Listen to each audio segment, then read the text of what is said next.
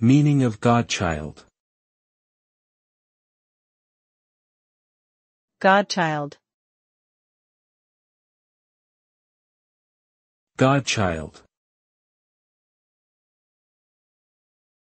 Godchild. Godchild. A godchild is a person who has been chosen by a godparent as a spiritual protege and who typically receives religious instruction and guidance from them. The relationship between godparent and godchild is often seen as one of mentoring, support, and guidance.